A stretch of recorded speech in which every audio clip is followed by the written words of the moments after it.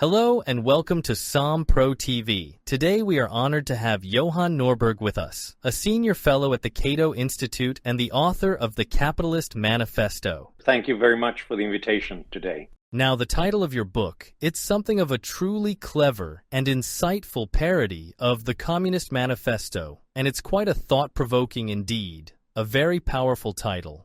So, in the Capitalist Manifesto, what foundational meaning or specific definition of capitalism did you personally begin with, especially as you formulated your ideas? Yes, that's a great first question, because many associate capitalism with some sort of big abstract economic system based on capital.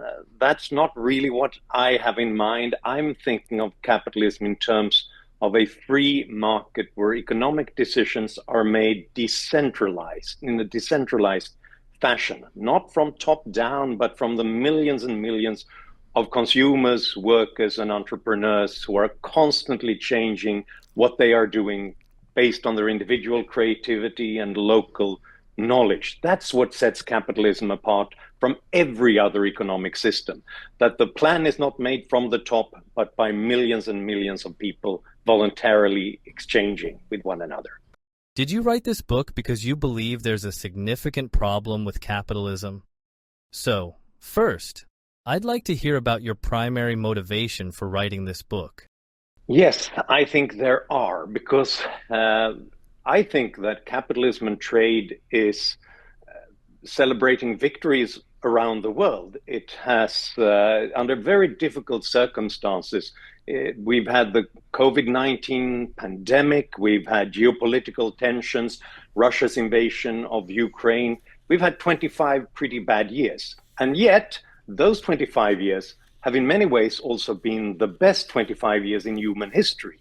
If you look at wealth creation, if you look at the fact that 130,000 people were lifted out of extreme poverty every day during this period, and child mortality was cut in half.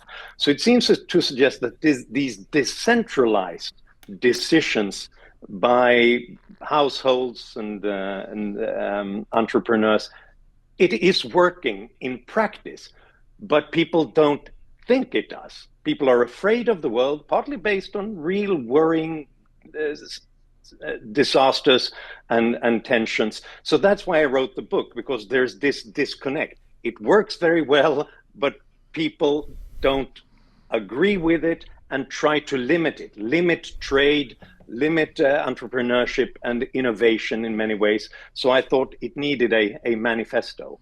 So, you're saying you got the sense that, even though capitalism is seemingly working well for some, many people are actually quite deeply worried and concerned about its implications.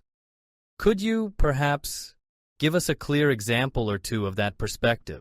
Well, yes, there are many of them, and one being the extraordinary, strange situation that suddenly, right now, we have an American president from a traditionally free market right-wing party that is beginning to try to dismantle free trade and global capitalism, trying to centrally control trade flows between different countries.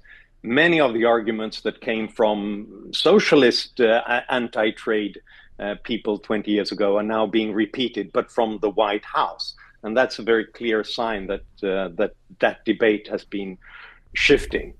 We also have a broader trend, I think, after COVID-19, when people, countries, governments around the world think that this showed that supply chains are dangerous, international trade flows are dangerous, we need to repatriate much production, we need to be resilient by producing as much as possible of what we need back home.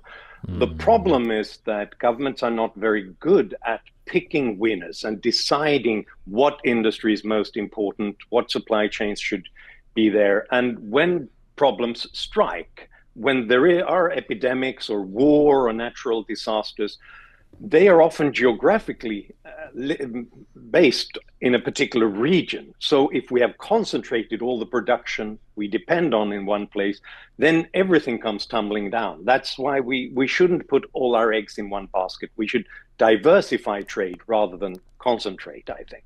However, as capitalism and the market economy continue to develop, it's true that we're seeing some deeply concerning statistics. For example, while extreme poverty has been greatly reduced globally, a significant historical achievement, the poverty rate has recently started to climb again in many areas. This situation raises a crucial question. If capitalism and the market economy are truly the systems that provide the best solution, how would you explain the phenomenon of spreading poverty situations today? Yes, poverty reduction has been a tremendous success in the past 25 years. It has been reduced from roughly a third of the world population living in extreme poverty around the turn of the millennium to less than 10% today. It's been a remarkable achievement, and it has happened the fastest in countries that began to empower their citizens and giving them more opportunities to integrate into the global economy. However, it has also tapered off. It has leveled off in the past 10 years or so. We've seen slower poverty reduction. Incidentally, it's not just based on COVID-19 and war.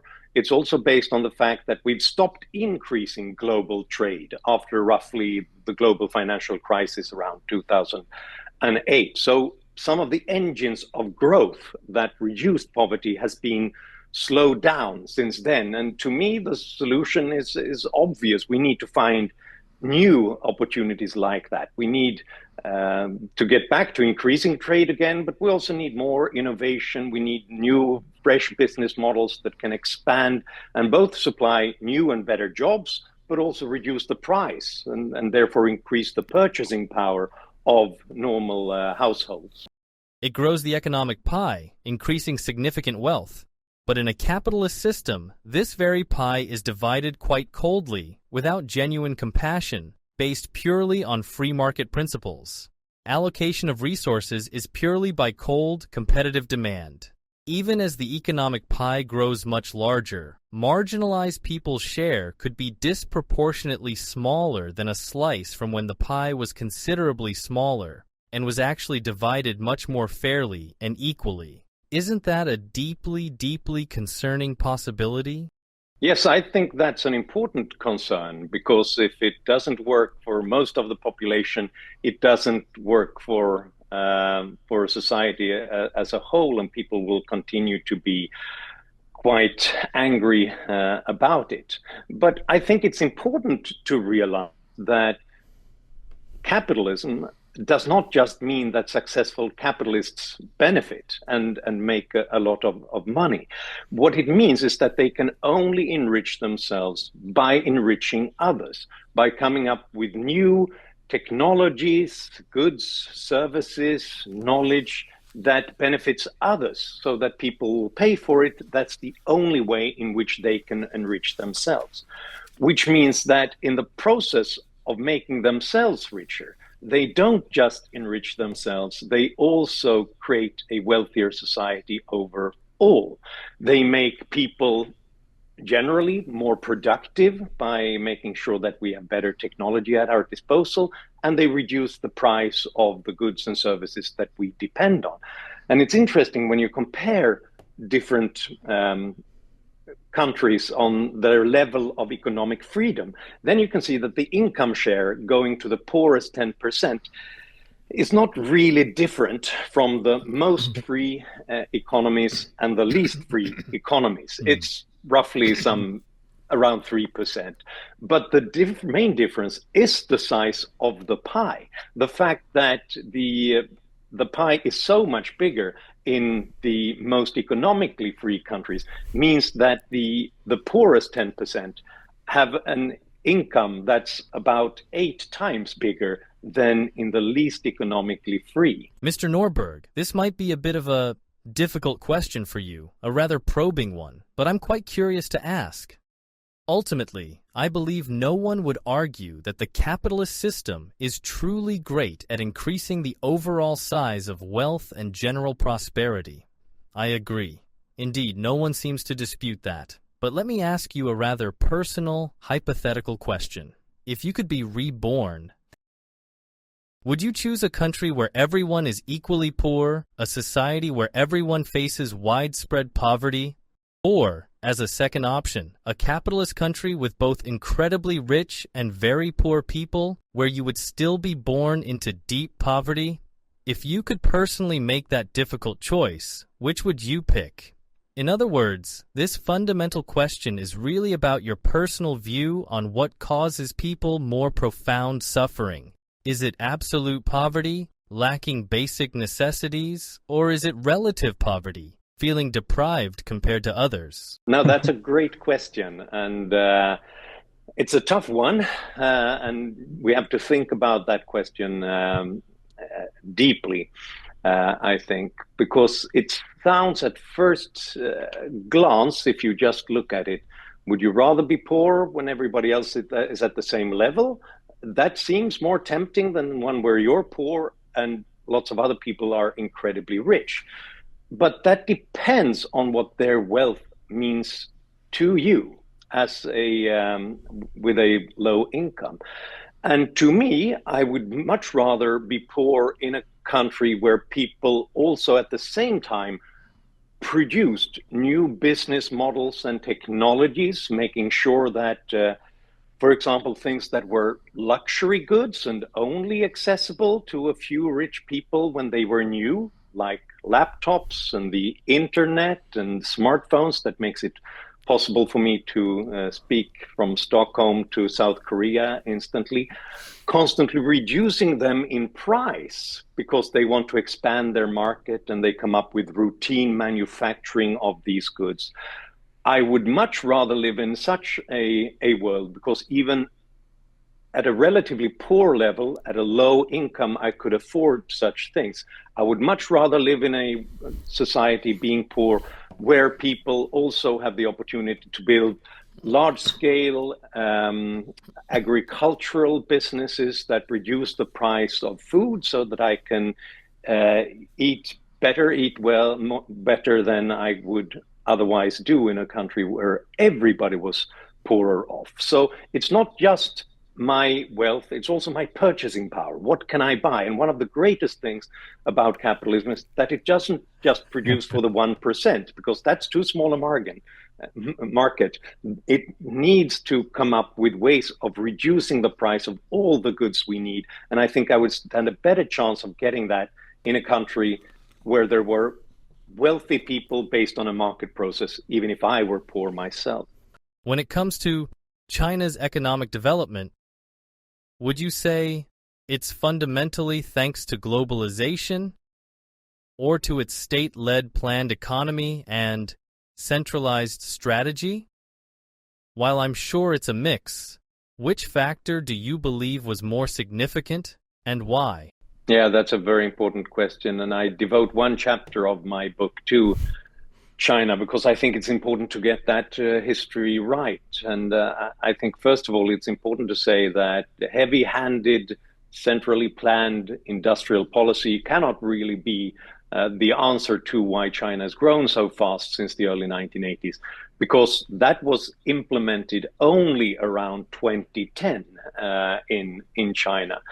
What had happened since the early 1980s was instead that the 5-year plans were really always abandoned before they came to fruition. There was no plan for industrial policy overall in China. Instead, what created rapid growth was the fact that specifically Deng Xiaoping and his first successors, they recognized the development that was already happening on regional level. The de facto privatization of agricultural land that was taking place in the rural areas, the village businesses that were being created in the informal sector, they noticed this and saw that, look, it seems to be working, so why don't we give more parts of China the opportunity to experiment with this, and then added the export processing zones where they could experiment with foreign capital and with foreign trade as well. This is what created the huge boost to the Chinese economy in the first 3 decades, I would say, of the economic miracle. Since then, and especially under Xi Jinping's rule, there has been a backlash, and the government has tried to identify particular industries and technologies to promote and to subsidize in various ways. And where that will lead us, we don't really know yet, because the answer is not yet clear. I'm deeply suspicious about this policy. To us in Sweden and Korea, we can notice that, yes, it seems like they're very good at exporting big time in the manufacturing area. But is that a good thing, or is that a waste of capital? They have very low margins of profits. And it seems like there's an excess of manufacturing capacity rather than going into the areas where they are really successful. So right now it's a combined and a very mixed economy, and that to me suggests that they might even be losing some of the promise that were given when they were more really market-based under Xi Jinping and his first 2 successes. What is your personal prediction?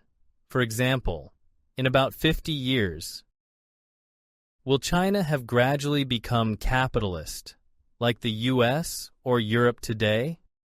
Will its political system have changed too? That's the first scenario. The second is that, due to the negative side effects of its current socialist and planned economy, its economic growth will eventually stall, and the country will go into decline. The final scenario is that China, unlike other advanced Western nations, will leverage its unique planned economy and socialist system to become a truly remarkable country that continues to achieve number 1 economic growth. Of these 3 scenarios, which do you believe is closest to China's future? Perhaps it's a combination of the 3 scenarios, and it might depend on the Chinese regions and sectors you're looking at as well. Right now, I would be very worried that they will not get out of some sort of middle income trap because of this backlash and re-centralization of the economy. They are getting less and less bang for the buck. The total factor productivity is declining as they're throwing more and more capital into the same old manufacturing production. If they need to find new engines of growth, and that comes from entrepreneurship and from innovation. And it comes from surprises. And the question is the Chinese government willing to surrender control to the extent that it allows these new businesses to come up with unexpected surprises and innovation? So far, it doesn't seem like it. So far, there's been an attack on many of the new tech businesses. However, that has also led to economic problems. And right now, it seems like Xi Jinping is backtracking on his backtracking, and once again, embracing many of the tech companies and the new entrepreneurs, partly as a result of the success of DeepSeek. Where did DeepSeek come from? It didn't come from government venture capital, didn't come from any of the government businesses or government universities that had been tasked with coming up with AI. It came from a quant hedge fund, one of those industries that Xi Jinping doesn't like, but it was a legacy of an earlier era of deregulation. So the question is, will China be open to the new DeepSeeks coming from strange exotic places, or won't it? That, I think, answers the question of where it will be in 20 or 30 years' time, whether it will find those new sectors. In that case, it has to give up on the idea that they can just subsidize their way into owning specific industries in the future. Thanks to capitalism, older generations enjoyed prosperity, benefiting from stable jobs, affordable homes, and robust social safety nets. But today's young people face soaring housing costs, making homeownership an unattainable dream, and fewer secure job opportunities, often relegated to precarious gig work or underemployment. While this challenging situation is partly due to sluggish economic growth and rapid automation, these are ultimately byproducts of unchecked capitalist expansion and its drive for efficiency. From the perspective of many young people, It feels as if the capitalist system allowed the older generation to pull forward, securing their economic future and enjoying the benefits of a prosperous past, leaving the current generation to deal with harsh, complex consequences.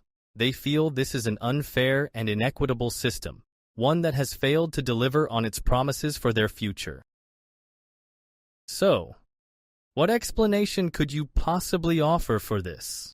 I think they have a point, specifically when it comes to housing, which is a problem in many developed regions and attractive cities, where there seems to be almost a limited supply of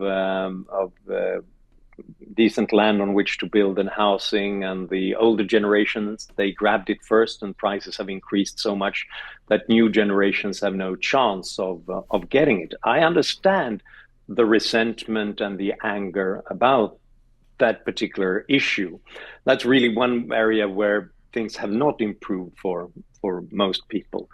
But I'd say that this is not so much a result of capitalism as it is a result of a lack of capitalism, in the meaning of new expansion and competition in those areas. I think it's interesting to compare a city like, and this is the case everywhere, but I know that South Korea is specifically hurt by this, and I understand that housing prices as a share of the economy in Seoul is almost twice as much as it is in a city like Tokyo. And that must make us wonder, why is that the case? Why isn't it that we're building new housing in new ways and affordable housing? And one reason is that Seoul and South Korea, and most other rich countries as well, has much stricter housing regulation, zoning that makes it difficult to buy in new areas, more difficult to build in more dense way, build higher rise buildings, or create new rental housing without getting stuck in rent regulations. Why isn't it the same case in Tokyo? Well, one reason is that they have deregulated more flexible zoning makes it easier to build denser. They have also no large-scale green belts where they stop expansion completely, which means that they build more and makes it possible to keep housing prices lower, and makes it possible for a younger generation to get that housing as well. So I think it's important to look at more successful examples like that. So, you're from Sweden, right? As I understand it, Sweden is home to many great globally recognized companies and possesses a highly developed, very advanced manufacturing sector. For that reason, I've often heard its economic structure is quite unique in Europe, especially in terms of industrial strength and global competitiveness. I'm curious, what are the main challenges that Sweden is currently facing these days, perhaps concerning its economic landscape? And what practical solutions do you, Mr. Norberg, truly believe the Swedish economy needs to overcome these hurdles? Yes, no, you're absolutely right. We have many very successful multinational companies in Sweden based on manufacturing, often highly specialized manufacturing, not trying to produce the entirety of certain products, but coming up with the particular components or the particular highly specialized steel that's necessary for others. In other words, Swedish companies have worked very hard to try to find the niches in the global economy where we can add a very highly sophisticated, based on high capital intensity and high education rather than labor intensity. And that has been quite successful. Then also constantly upgrading it. Sweden is a small economy, 10 million people. We have to constantly use economies of scale by being out there in the global market. And then you also have to adapt that production constantly according to what's in high demand in certain places. And that, I think, is an important lesson for all, not trying to invest that much in trying to grab particular technologies or whole product segments, but rather finding those niches. Also, at the same time, then trying to find new markets. Sweden is a very free trade oriented economy, constantly trying to find new trade agreements, constantly trying to get the European Union to sign new trade agreements with others, because we know that we need both access to the ideas, the intellectual capital in other places, but also the inputs, the technology from other places, and also finding markets for our goods. Imagine the God you truly believe in, Mr. Norberg, appeared before you one day, perhaps in a vivid dream. And then he said, "I will grant one pivotal wish for your country, Sweden." For example, you could wish for vast new reserves of oil to be discovered off the coast, or a truly massive and transformative technological innovation, or something equally significant. It can be absolutely anything you can possibly conceive or vividly imagine. If he told you to make just one ultimate wish to entirely and permanently solve your country's deep-seated economic problems, what would you wish for it? I would first of all extend my gratitude to God for concerning himself with the Swedish economy to that extent. And I would say, first of all, please don't make crude oil coming out of nature in a simple way, because I think that having too many natural resources like that might actually undermine your economy in some ways and limit your innovation and your ability to come up with new unexpected things. So what would I wish for? I would wish for is it possible to ask God for a specific mindset? That mindset would be for Swedish workers and entrepreneurs to constantly be on the lookout for the best solutions and technologies from other places, and then constantly steal it and borrow and imitate from others, because that's the real ultimate resource, not having a particular material natural resource, but the human capital resource, which when you're a small country, you know that most of the new great ideas, knowledge, insights, technologies, they appear elsewhere. And the best way of learning from them is to constantly be open to it and compare notes and benchmark with others, if that's something you can ask God for. Based on your very thoughtful answer, you truly seem to possess a nuanced view that having more natural or energy resources is actually a bad thing. Could you explain why you genuinely think that is the case? Yeah, it's very counterintuitive, but if you're looking for the places with the most natural resources, they are not the most successful countries. If you would go to Russia or to many African countries for minerals, for metals, for oil, for natural gas. And what happens oftentimes is that you centralize your economy around those resources. If you export lots of it, it means that your currency increases in value. It makes it hard for other industries to compete and to export to other places. It also means often that the economy, the government, becomes centralized, because it's more about how do you distribute the resources from this particular resource, rather than opening up for other businesses and innovation in other areas. A few countries have been able to stay wealthy despite having these natural resources, but then it has to be a fairly stable, democratic, free market society, a place like Norway with its oil, or America with its shale gas and shale oil, for example.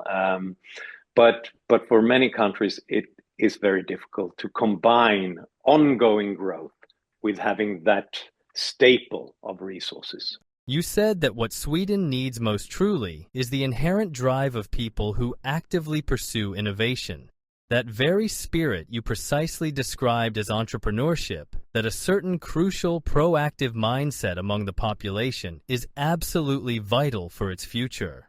I found it very striking indeed, quite remarkable, and quite insightful that you would so clearly wish for that specific characteristic. Because even when countries know that the capitalist system works well and is very useful, the reason many of them fail to implement it properly is that the general public lacks conviction or a deeper understanding in the system itself. Or when a problem or challenge arises, they are quick to blame it on capitalism, thinking we need to fix the system in this particular way. I believe it's a direct result of that fundamentally flawed mindset and a narrow perspective. This is something we've consistently seen in many established capitalist nations around the world. So why do you think this is the case? Why are people's attitudes, perspectives, and beliefs so deeply divided on this critical issue? On one hand, some people understand capitalism's inherent advantages and undeniable benefits so well that they are moved to explore them, even writing a substantial book like The Capitalist Manifesto, articulating its principles clearly. On the other, many people just don't develop the right mindset, can't be persuaded by the evidence, or simply fail to fully understand its fundamental tenets. What do you believe is the biggest or most pervasive misconception that prevents individuals from truly grasping the benefits of capitalism? I know this is a rather long question, but it feels incredibly important to address, so I'd truly appreciate your comprehensive explanation. One reason why people are suspicious about capitalism is that it's so common that people think of the world and of the economy as a zero-sum game. And they think that if someone benefits, it must mean that somebody else is losing. And that goes for if some businesses are successful and entrepreneurs get rich, it means that we probably lose out. If another country that we're trading with is becoming richer, it must mean that our country is losing out. And if you have that attitude, then everything that's successful in producing and creating wealth seems like a sort of a conspiracy to take something away from you. And I think this is one reason why we often hear such suspicion against wealthy people, against trading partners, against migrants, against technology, because we think everything new comes at the cost of what we already have. And I think this is deep down in all of us. We have this worry that the world is a zero-sum game. And that then it comes in different varieties and different versions, but they all have this thing in common, that it doesn't really embrace the wonderful magic of the free market, that no deal ever happens unless both parties think that they benefit from it. And that's why in the grocery store, I say thank you to the cashier, but the cashier says thank you to me, because we have both done one another a favor, and we both got something that we thought was more valuable than what we handed over to the other person. And that's something it's not intuitive, because at some level we all think it's a zero-sum game, and that's why it has to be explained with economics, with history, and with long books. Finally, I have just one more question for you. When I look at what the United States is doing these days, it doesn't seem like the America of the past. The US is creating a new economic order, and it seems to be building plans and systems that are quite detached from the traditional free trade principles, the global market economy, and the form of capitalism we've always known and largely operated within. What's your professional view on this significant geopolitical and economic shift? The US will likely continue these new protectionist policies and strategies.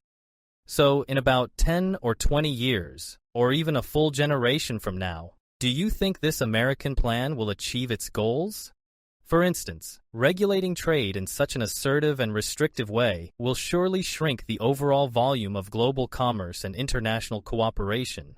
But I'm curious if the US itself will ultimately be better off as a consequence. If so, they will very likely continue down this novel, divergent path. Or will the US be worse off in 10 or 20 years, perhaps facing unforeseen negative consequences? Because of these various new economic and trade policies, I'm not entirely sure how this complex situation will play out in the long run.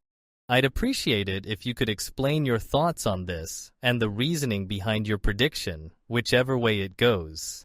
I don't think that this policy will work well for America for the simple reason that what the Trump administration is doing right now is limiting Americans' access to the best goods, services, inputs, technologies, and brains from all over the world.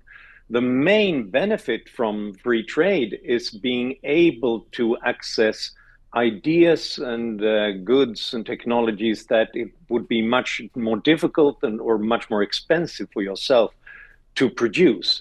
And if they limit their own access to this through their tariffs, it doesn't just hurt us, it hurts them. And it hurts American households, of course, because they have to pay more, but it hurts American businesses because they suddenly have to pay more for all the intermediary goods, all the inputs and materials that they need to produce something. They already tried this with steel tariffs the last time around. And yes, it saved a few jobs in the steel industry, for example, but more people, more businesses work with steel than producing steel, like manufacturing equipment, cars, and so on. So for every job that was saved because of steel tariffs, they probably lost some 30 jobs in other industries. This is what I think will happen in the American economy now. They will find a more difficult, expensive access to goods and intermediary goods.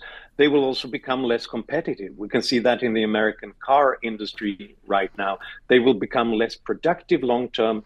My hope is that Americans will see this and understand that this is self-destructive behavior that doesn't benefit themselves. And in that case, they might roll this back. And in 10, 20 years, America will get back to the world economy and become a free trade economy again. My worry is that an economic failure might not stop the policies because now they're also building interest groups around these tariffs. Many businesses who become less competitive on the world market, who will now lobby for more protection to stop outsiders from competing with them in the long run. So I think the policy will fail, but that's not guaranteed to make the policy stop.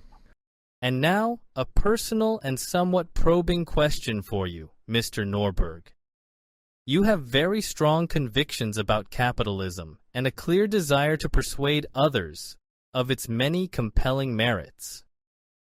I'm curious, what specifically led you to develop this particular way of thinking? Was it because you personally experienced many of the benefits of capitalism? Or was it from discovering and witnessing the many inherent shortcomings of opposing systems, like socialism or a planned economy, that initially set you on this particular path? I'm very curious to know about that, perhaps the moment it all began to crystallize for you. And just one more thing now. While I truly hope everyone reads your entire insightful and comprehensive book, if a reader only had time for one chapter, which one would you tell them is an absolute must-read? Which chapter, specifically, would you say best conveys the absolute core message you want to share with them, the heart of your work? To start with the first one, my motivation, I am quite obsessed with this topic. I talk about it and write about it all the time. Why do I do that? Well, the reason is that I didn't used to believe in capitalism once upon a time. I used to think that with all the problems in our world, there must have been some good old days back in the past when we lived in harmony with nature and one another. So I was quite opposed to big business and international trade and so on, until I started to study history, and specifically Swedish history, and realizing that there were no good old days in the past. My ancestors, Sweden, in early 19th century Sweden, was a desperately poor world where with bad weather, they starved, and children often died at a young age. That was the world without modern industry, without trade, without capitalism. And that taught me an important lesson, that wealth cannot be taken for granted. A good, decent living standards are not guaranteed by nature. It's something that we have to create. And then in Sweden in the mid 19th century began to open up its economy, liberalize its economy. And for 100 years, until 1970, we grew almost faster than any other country on the planet. And that made me obsessed with the fact that what made that possible? What made my life possible? What made it possible for my ancestors to survive? That back then they didn't live ecologically, they died ecologically at a young age. And since then, I've been obsessed with growth, innovation, with progress, what makes it possible in Sweden and around the world. So that's my reason to focus on this. Which leads me to the next question. If you don't have time for my whole book, what should you read in the Capitalist Manifesto? And I'll make it very easy for the readers. Why don't they read the first chapter about the broadest perspective on the world? Because that is actually this story, but on a macro level. What is it that works and what is it that doesn't work in the world? What is it that has created progress and what holds people back? I look at, in the broadest terms, at different regions, different countries. And the main lesson is that we're not that different human beings from wherever we are and whatever time we happen to live in. The main difference is, do we get that freedom to test our ideas, to experiment with new business models and with new technologies, or are we held back by others, by the collective, by the government? That makes the whole difference between wealth and poverty. And then if you read that first chapter, perhaps, just perhaps, you get interested in reading the second chapter as well, and then perhaps the third chapter as well. That's my hidden agenda. Yes. I had a strong feeling you would recommend Chapter 1. Thank you very much for your valuable time for this interview. And of course, thank you as well for the even greater amount of time you must have poured into writing this book. I hope we have another opportunity to speak in the future. Thank you for joining me for the interview today.